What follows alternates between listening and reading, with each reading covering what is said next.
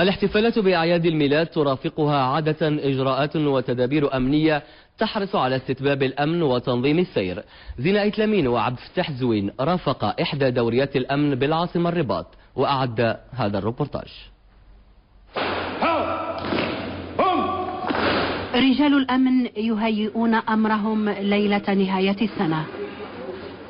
المساء ما زال في بدايته وكل الإجراءات اتخذت من أجل الحفاظ على الأمن. البداية كانت من مركب تجاري.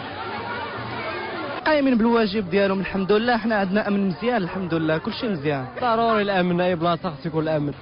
في جميع النقط ينتشر رجال الأمن. حي يعقوب المنصور الساعة 9 ليلا، أولى التدخلات عربدة سكير في الشارع العام. 29 جرام. وإلقاء القبض على أحد مروجي المخدرات. تنتقل الدورية إلى نقطة أخرى. بالنسبة لرجال الأمن في هذه الليلة هذه يعني تيبان لي بأنه ضروري وحاجة مزيانة، كما تنشوفوا دابا أنت الحمد لله يعني الأمور هانية كلشي غادي فيه السلام. هذيك كتحسي براحة ملي كتكوني خارجة كتكوني مرتاحة، يعني أنا 10 الليل وحنا خارجين صافي راه كاين شي حاجة اللي هي مزيانة في الزنقة الحمد لله. البال كيبان بأن راه كاين مخزن في البلاد وكاين احترام، وخا كاين شي وحدين كيديروا السلام قدم الواجب ديالهم، كنقول لهم شكرا بزاف بزاف. الطاقة الشعبية ضروري يكون فيها الأمن، أن تيعزز يعني ما تيخلقش المشاكل، ما تيخليش تضعف بزاف ديال الأماكن، تينقص من الفوضى وداك الشيء تيأمن. يقترب الليل من منتصفه، تتلقى الدورية إشعارا بالانتقال إلى مكان آخر.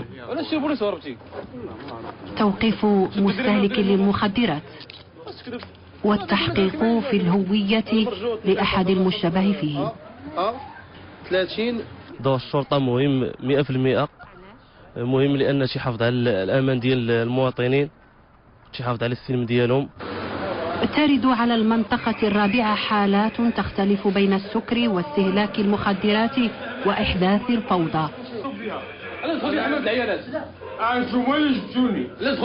الحالة كانت الأطرف، أحدهم وجد نفسه في حمام نساء بسبب سكر طافح. لن ينتهي عمل هؤلاء الرجال إلى غاية الساعات الأولى من الصباح.